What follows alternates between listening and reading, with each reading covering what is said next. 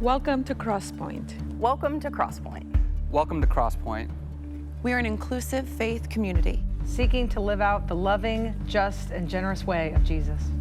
We are participants in a long tradition that's less concerned with doctrines and dogma that demand total agreement, but a life to be lived, enjoyed, and given away to others.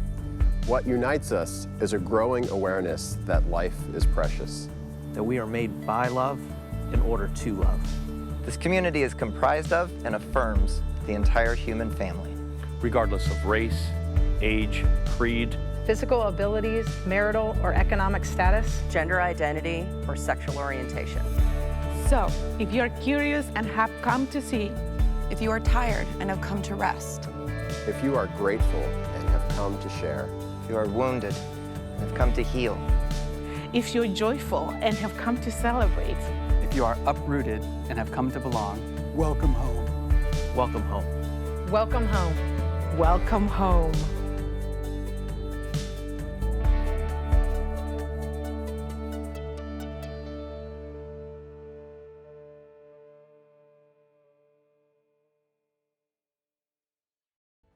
The peace of the Lord is upon us. Joy will be our strength. The Lord be with you this morning. We come to give thanks. Lift your heart. We lift them up. Lift your voice. We lift our song. Lift your heart. We lift them up. Lift your voice. We lift our song. The hope of the Lord is among us. We cast our fear with grace. Dayspring of life, will you guide us? Greet the day with peace.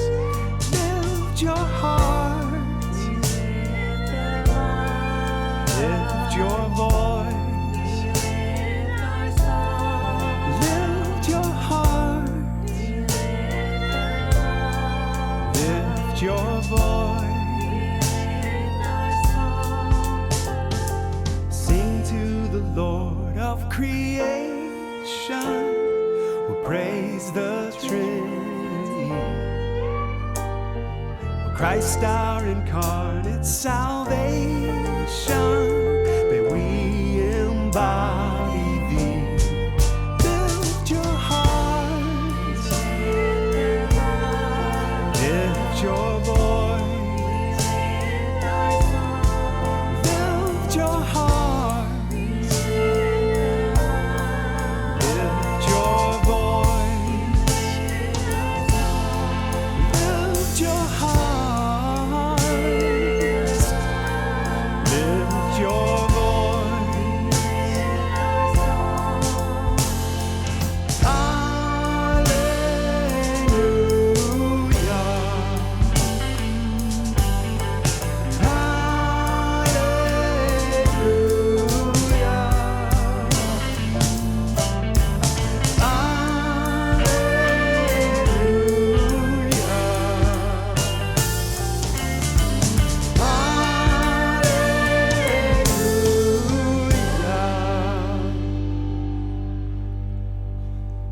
We gather to pray and to break bread. We speak grace and peace.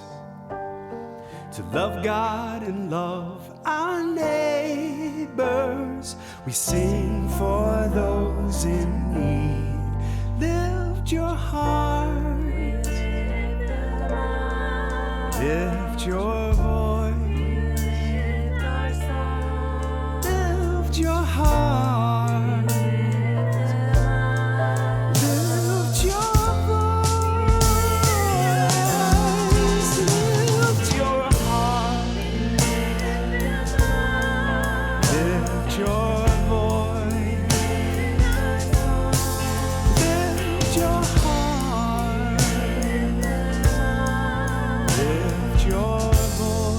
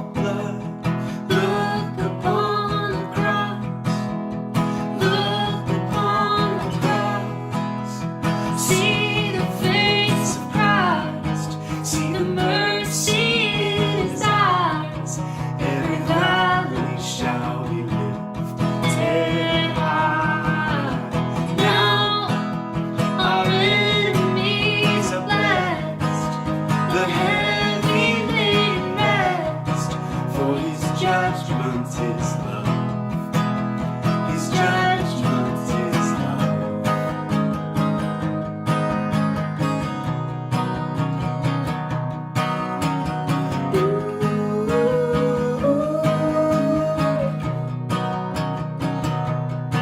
There is no more guilt.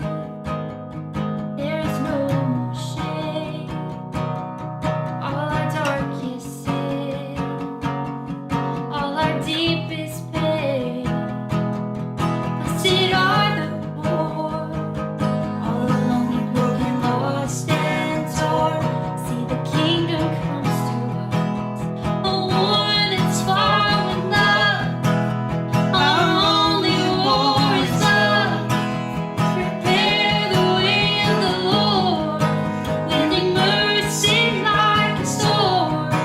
Every mountain top will be made low.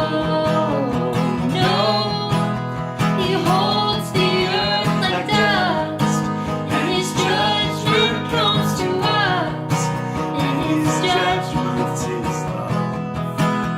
His judgment is love.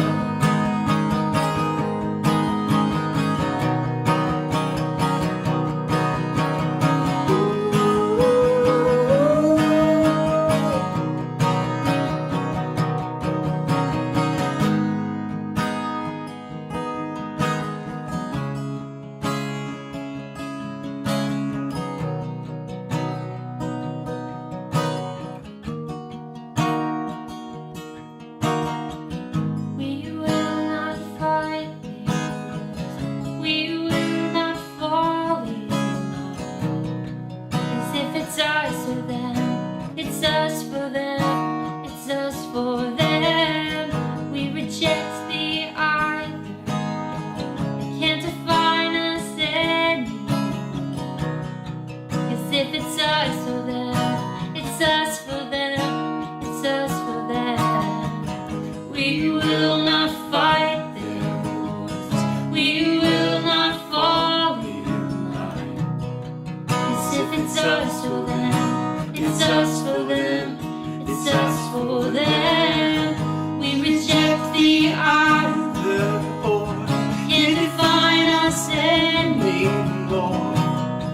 As if it's us or them, it's us for them, it's us for them. Prepare the way of the Lord, wielding mercy like a sword. Every mountain top will be made low. No, He holds the earth like dust, and His judgment comes to us, and His judgment is love. May our judgment be love.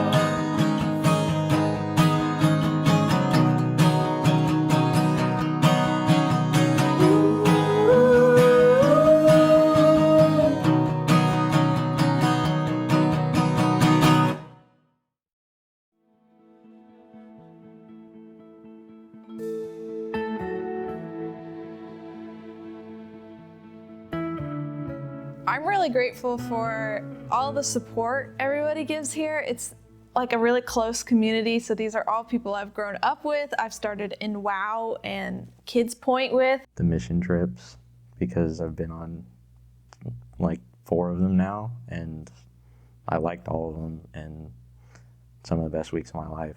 I'm grateful for the amount of serving opportunities that Crosspoint has provided me through just working with kids in Kids Point or serving on mission trips.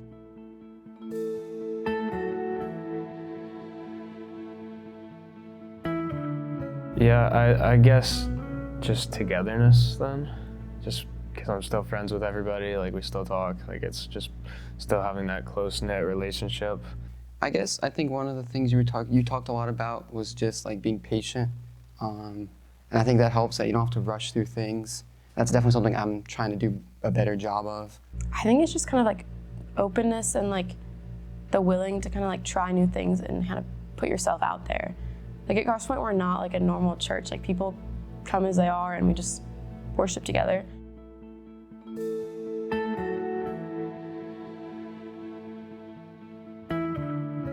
Just showing up and seeing everybody on Sundays, that's always a good one before COVID, and going on the mission trips, those were always great. I met so many cool people during those mission trips. Pretty much anything with my life group. The middle school retreat, that was really fun. The winter overnight, pretty much anything involving those group of guys. My favorite memories here are definitely going on the mission trips, the beach retreat. They've helped me grow a lot and make connections I've never had before.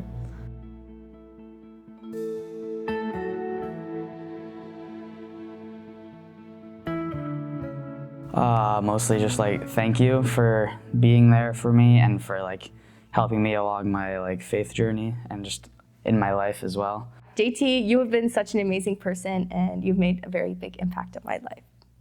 I just want to say thank you to the pastors and all the leaders for building such a great community. Cal for sure, because he's been our leader for 4 years now, which is the longest time that I've had the same leader. I guess just thank you. That's an easy word to say, but we probably don't say it enough. Thank you so much for being 99.9% of the person I am today. Thank you for being there for me and helping me grow in my faith and as me as a person throughout all of my times here at Crosspointe.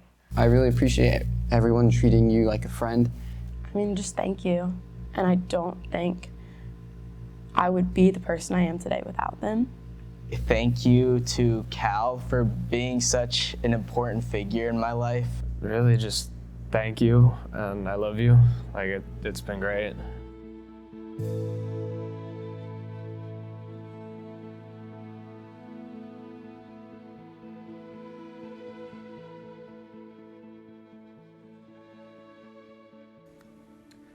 So once again, congratulations to the senior high school class of 2022. I just want to take a moment and remind all of us that this isn't only just a celebration of these students, which they have earned this accomplishment. They have persevered through years of COVID and all sorts of ups and downs and academic challenges and hurdles to get to the point where they're at now. And it is worth celebrating them. But it's not just a celebration of them, and it's not just a celebration of their families, because their families have come alongside and done an incredible job with these young people. But I also want to take a moment just to remind all of us, but that this is also about the fruit of a lot of investment by all of you, by this Crosspointe community, where so many of you, dozens and dozens, if not hundreds of you, have spent years investing into the lives of these kids.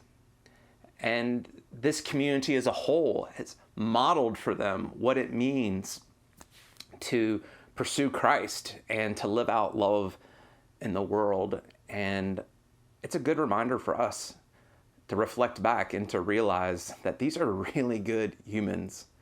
When you get to know them, you find that they are incredibly loving and inclusive, and they care about justice and equality and healthy relationships. And that doesn't happen by accident. All right, we have a family ministries team that is incredibly intentional and purposeful from the time when these little ones are born all the way up through their graduation here in high school. And in the month of June, we celebrate two main events that mark those milestones in kids' lives. And so we have baby dedication here in the month of June, but we also have senior recognition.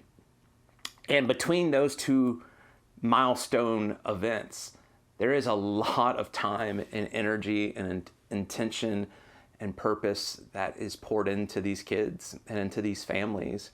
And no family does this alone.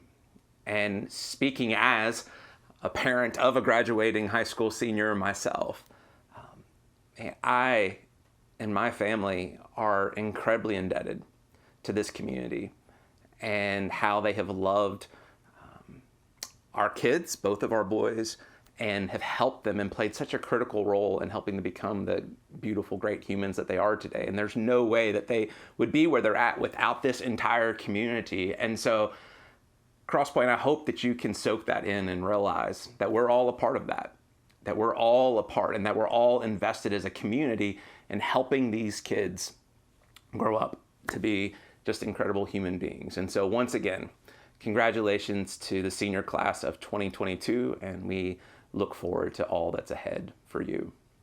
So a couple other announcements I want to make sure just to touch base on before we get into the teaching today. One is that this is the last week for summer groups. And so if you go to crosspoint.org/groups, you're going to find that there are lots of different opportunities for you to sign up in groups just that last during the summer. So some are a few weeks, some are a few more than that, but just it allows you to pop in and pop out or however it is, but some groups of people that you can connect with some other people, get to know them, build some relationships, and talk about a variety of really interesting topics. We have groups that meet exclusively online. We have groups that meet in person. There's a wide variety of groups. There's book studies.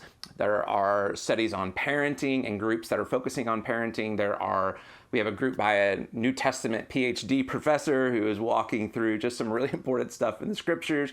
We've got all sorts of different opportunities for you, and I hope that you'll take some time to go to crosspoint.org/groups, look at all the different offerings that are there, and that you'll plug into one to get to know people and to do some life with some people and have some conversations that matter and make a difference in our day-to-day lives. And then lastly, I just want to remind you that for those of you who'd like to contribute financially to all that we do here at Crosspoint, to help fund all that we do together, you can go to crosspoint.org/contribute. There's a variety of ways that you can contribute there, whether that's by card or by check or by direct deposit or by stocks, lots of different ways, by text, lots of different ways that you can contribute. But we believe around here that when we leverage our generosity together, we can do way more good to love and to serve people in our own backyards and around the world. And so thanks for participating in this community that way and helping fund the voice of this community and the actions of this community, to the betterment of our world. So thanks for doing that. So let's jump into the teaching today. One of the authors who writes about Jesus' life, his name's Luke, and he records this particular incident in the 9th chapter of his letter. He writes this: "An argument started among the disciples as to which of them would be the greatest. Jesus, knowing their thoughts, took a little child and had him stand beside him. Then he said to them, 'Whoever welcomes this little child in my name welcomes me. And whoever welcomes me welcomes the one who sent me. For he who is least among you all, he is the greatest.'" So these disciples, these closest followers of Jesus, are bickering among themselves about who among them would end up being the greatest, who would be the most loved, the most respected, the most important, the most influential. And frankly, it's one of their more immature moments where they're just completely missing the point, which is strangely comforting to those of us who can still easily miss the point from time to time. And the text says Jesus, knowing what was going on, aware of this ugly struggling for positioning, brings a little child next to him. A child who in that culture would have been viewed pretty much as the bottom of the social hierarchy. And Jesus says, how you treat and rank someone like this is a reflection of how you follow me. It's a reflection of your growing maturity. And then Jesus says, "For he who is least among you all, he is the greatest." It's the one who gives up on this constant pursuit of ranking and positioning, who gives up the exhausting game of trying to figure out, how do I make you think more highly of me? Or what important names can I drop? What achievements can I slip into this conversation? How can I come off like I know more stuff than I actually do? How do I make somehow make you feel inferior to me so that I can feel superior? It's that game that so many of us, we can get caught up in playing. And the reason that matters is that once we can let go of playing that game, what it does is it frees us up to actually love people. We can celebrate others. We can lift others up because we're no longer giving into this pestering fear that we're somehow losing out in the ranking competition game of who is the greatest. And so Jesus says, since I know you guys were wondering, that's what greatness looks like. That's the kind of kingdom, the kind of life that I've invited you into. Now, after that, one of Jesus' disciples, John, he speaks up. And frankly, I'm not quite sure if this is a confession on John's part based on what he's just been confronted with, or whether it's simply another timely example of the disciples continuing to struggle with the very life principle Jesus just unpacked for them. But notice what John says starting in verse 49. "Master," said John, We saw a man driving out demons in your name, and we tried to stop him because he's not one of us. Do not stop him, Jesus said, for whoever is not against you is for you.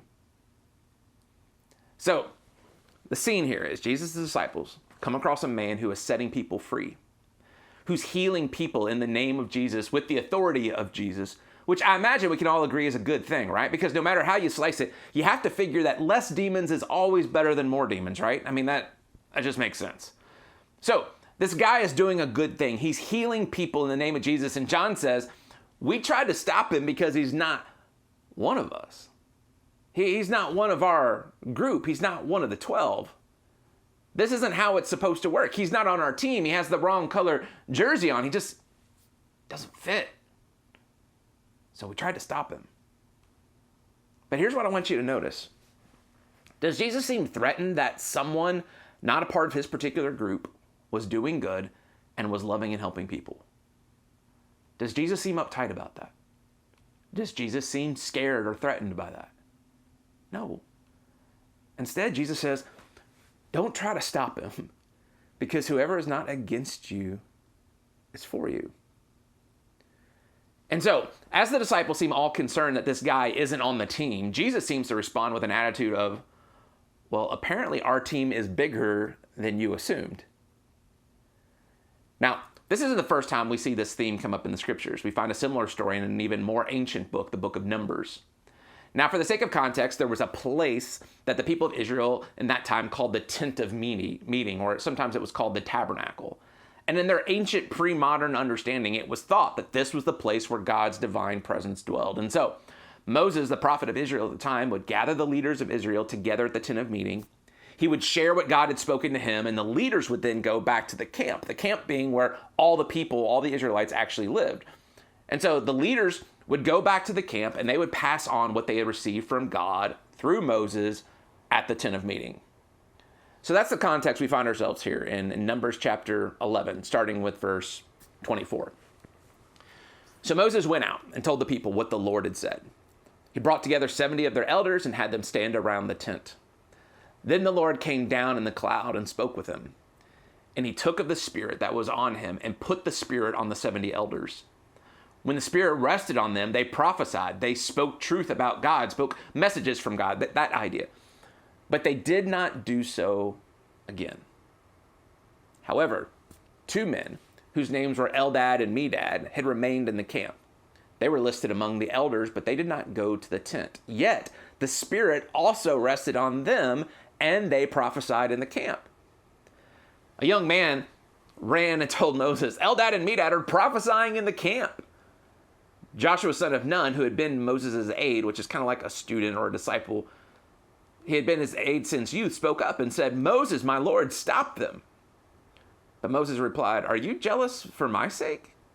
I wish that all the Lord's people were prophets and that the Lord would put his Spirit on them.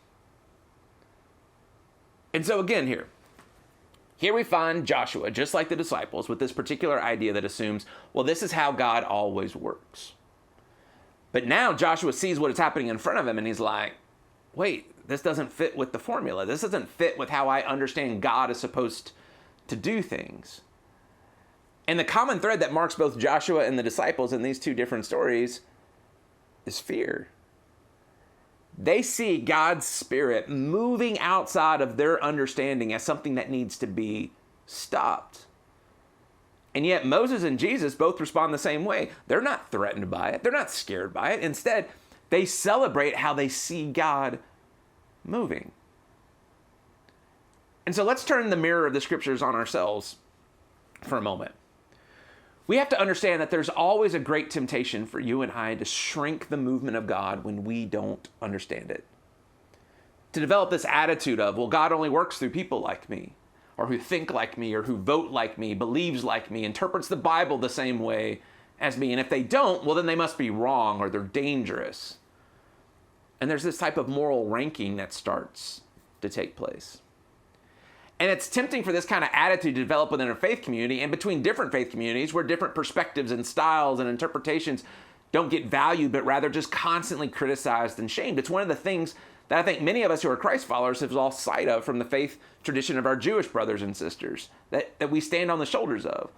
That in one of the Jewish sacred scriptures called the Talmud, there were all these different takes and interpretations from different rabbis and teachers on particular passages and stories found in the Bible, what they meant and the implications of that. And what was considered holy and what was considered sacred to them was actually the conversation. It was the debate that was considered sacred. But what often happens today inside churches is someone has a particular take or an interpretation on something and they label it as biblical truth, or this is the biblical worldview, when the reality is it's just their particular opinion.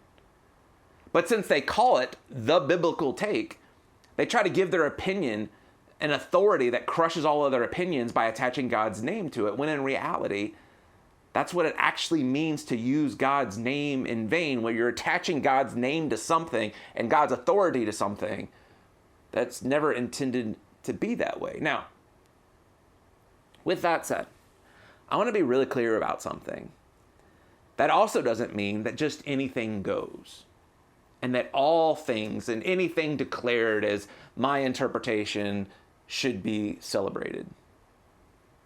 If the way someone interprets the Bible or the way someone lives out their faith serves as a catalyst for them to hurt, abuse, dehumanize, or devalue another human being, then that's not something we shrug off as mere disagreement.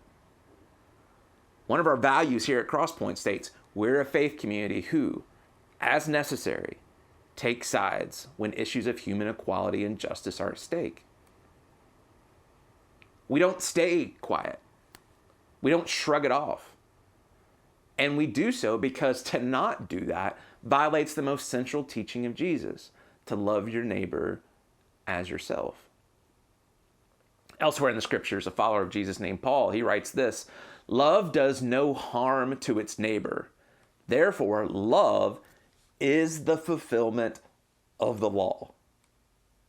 He writes in another letter, the only thing that counts is faith expressing itself through love.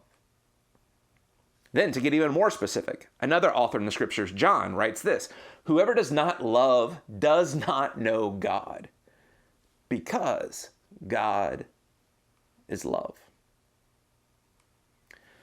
But here's one of the things that I've noticed through the years, and that I imagine many of you have encountered as well.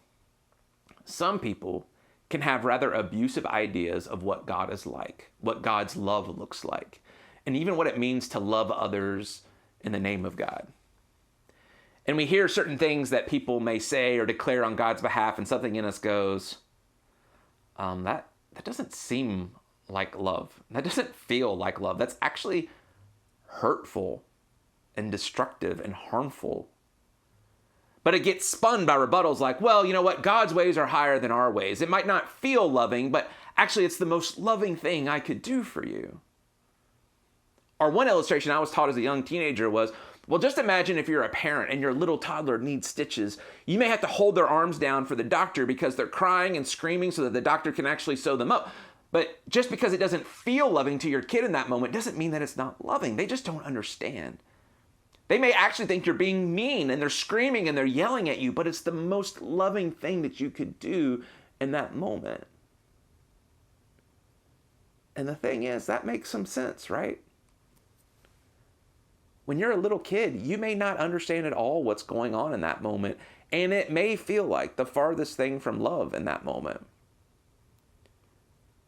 But you know something else? It wouldn't feel that way after I grew up and matured. Sure, the situation may be painful and it may be uncomfortable if I'm getting stitches, and depending on the amount of anesthesia I had as an adult, someone still may have to hold my arms down. But what would make sense to me is that I would know that it was out of love. I would understand that. I would understand that this is out of what is best for me. That would make sense because I'm mature enough to understand what love does and doesn't feel like, what it does and doesn't look like. But if I was a young child, or let's say I was mentally incapacitated in some way because of some type of trauma or addiction, then it may make sense that I couldn't comprehend what love actually felt like as an adult. But for the vast majority of us, as we mature, we know what love does and doesn't feel like, what it looks and what it doesn't look like. Yet for some of us, we've had people in our lives try to tell us things about God or God's attitude toward us, and what it feels like is threat. What it feels like is shame. What it feels like is abuse. But someone says, no, this is me just trying to love you. This is God trying to love you. And as a result, things get really twisted up inside because none of that makes sense. We've grown up. We've matured. We know the difference now. And some of us try to navigate all that tension inside of us and see it for what it is and to deal with it appropriately. Again, to recognize what it is, but then others of us just say, forget it. You know what? I'm out. But it's not Jesus that we're ever out on. It's not how Jesus actually lived or taught. Rather, we walk out on the systems and the structures and the rhetoric that make it toxic to exist in, that make it harmful and unsafe to be in. And so in light of that, what I want to do is I want to offer you a few questions that I think are helpful to ask when trying to determine what love incarnate, what love in the flesh actually looks like. Because labels often aren't helpful anymore. The labels that we've had for years. People can call anything biblical. People can call anything Christian. And sometimes the things that get called that get called biblical or Christian, can be incredibly harmful and destructive and look nothing like love. And so I'm hoping that by maybe giving us and offering us some renewed filters and some renewed questions to ask ourselves, that it can be helpful. So here's a few questions I think that are worth asking. One, is it healthy? Is it healthy? When it comes to our ideas about God, one of the phrases that you often hear quoted from the New Testament is, well, it's important that we have sound doctrine. Now, the phrase sound doctrine is only found 4 times in the Bible. Each time it's used by the same author, Paul, and he uses it in a couple different corresponding letters to 2 different men. But here's the rub. When you and I hear or see the English word sound in this kind of context, we tend to assume it's equivalent to the idea of correct or right. And so when we hear that phrase, sound doctrine, what we hear is correct doctrine, right doctrine. And many of us are taught to be terrified of getting it wrong. Because we've been told, if you get it wrong, if you get it incorrect, there is grave danger for you if you get it wrong. But I want you to notice what the original Greek word is that gets translated into English as sound. It's the word hugiaino in Greek. That's a funny way of saying it, but that's how they pronounce it in Greek, hugiaino. Now, look at that word for a moment. It doesn't take much work to understand that this word is where we get our English word hygiene from, where the heart behind the word is about health. It's describing what's healthy, which the English word sound can mean that too. I mean, we use it in that context still today. When someone is of sound mind, they have a healthy mind. But for some reason, when we've applied that very same word in the Bible, for many of us, our brain doesn't default to the idea of healthy doctrine. What it defaults to is this idea of correct doctrine that you cannot afford to get wrong. Now, I'm not going to take the time to walk through all the 4 different mentions of this phrase in the Bible, but when you look at their context, Paul doesn't list off all these different doctrines that someone better get correct. You don't see this list of doctrinal statements and doctrinal ideas, which if it was you have to get these correct, then certainly they would have got included to be like, make sure you get these correct. But that's not what we find. Rather, the majority of what Paul is talking about is the attitude behind these certain ideas. How do we approach them? So therefore, one of the helpful filters when people come up with an interpretation about the Bible or about God or about something declared in the reputation of God is it healthy? Because think about it. You and I, we can't be more loving than God, right? I mean, that wouldn't make sense because God is love. So in the same way, if someone wants to assign actions or words to God, that if we saw another human or parent doing the same thing, we would say, well, that's psychopathic or that's abusive, then it doesn't make any sense that we would assign those same things to God. So if something is abusive or if it's toxic or if it props up a power dynamic that allows people to get walked on or it promotes inequality or allows people to be taken advantage of or devalued in some way, then when it may be difficult to trust other labels these days, we can ask, okay, is it healthy? Is this a healthy system or structure? Is it healthy for actual people? Is it good for people? Again, that doesn't mean that it might not be uncomfortable at times, that it might not be challenging, it might not be humbling, because it very well may be. But things can still be healthy and still be all those things. And so that's the first filter I want to offer us, that we would come to these ideas that we have in our head about God or what God is about or what God says and goes, is it healthy? This thing that this person has declared to me to say, God says this. This is the Christian idea. This is the biblical idea. That we would ask ourselves, is it healthy? Because if it's healthy, if it's actually healthy, then it would be much more likely that it's aligned with God's heart. Here's a second. Is it Christ-like? Does it look and sound like Jesus? Again, the labels of whether something is Christian or biblical have gotten so twisted in different contexts today, but the question of, is it Christ-like, I still find to be a helpful filter. And this seems to be the same filter scripture writers like Paul used in the New Testament as well. We circle back to this often, but Paul writes, but the fruit of the Spirit, or the evidence of Christ's Spirit in someone's life, is love, joy, peace, patience, kindness, goodness, faithfulness, gentleness, and self-control. That if you want to know if something is Christ-like or not, we ask, is it marked by these types of things? Maybe, for whatever reason, the names Jesus or Christ may carry a lot of baggage for you. And if that's the case, since we believe that God is love, and that Jesus is the reflection of God, the incarnation of God in the flesh, that would mean, by logic, Jesus is love in the flesh. So if those names are hard for you, maybe just use the filter, does this look and sound like what the most pure, uncorrupted, non-manipulative, loving person, being, spirit, deity would do? What they would say, what they would teach? Does it sound like that? Leave the categories behind. Categories like, is it Christian, or is it biblical? Is it conservative? Is it progressive? Rather, is it what love in its best form would do? Is it Christ-like?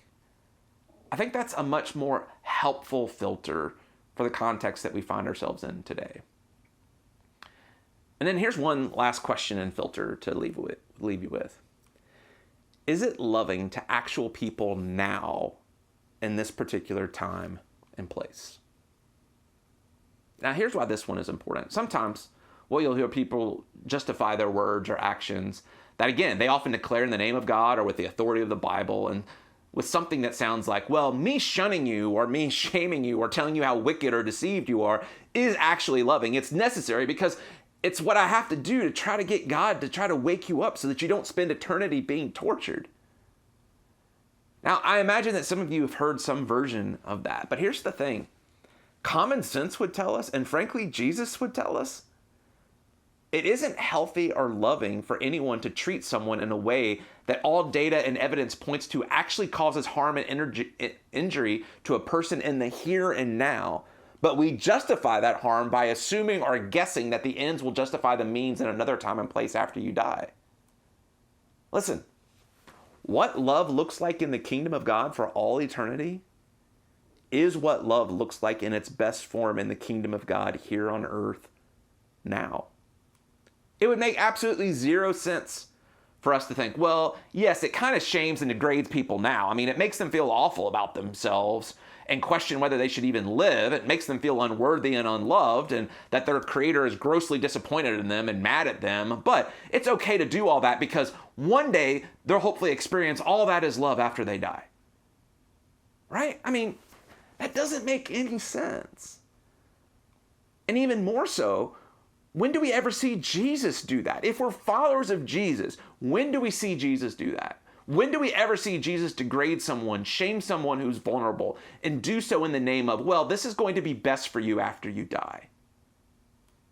We just don't. Because that's not what love looks like. And it's not what Jesus looks or sounds like either. So when those are the voices coming at you, when those are the voices echoing in your head, you can rest assured those aren't from God. So I hope those 3 questions can be helpful. Is it healthy? Is it Christ-like? And does it love the actual person in front of me in their particular time and place right now? Again, I think other questions like, is it Christian or is it biblical? They've come to mean so many different things to different people. And they can be so easily twisted and misapplied that people can make them mean whatever they want. And so I'm just not sure they're helpful anymore. I mean, let's just consider this past week and all the reflooding of the images back from the violence that took place on January 6th at the Capitol. There were people holding up crosses and waving Christian flags at that violence. Nothing about the violence that took place there and the calls to murder elected officials was Christ-like or healthy or loving to people, actual people in the moment.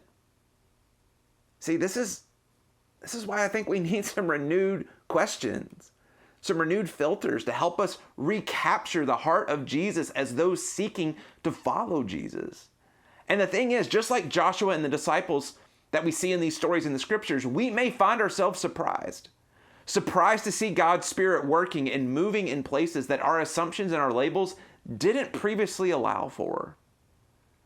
We may find that our small, restricted views and ideas about God that we've carried with us for whatever reason, for however long, are exactly that.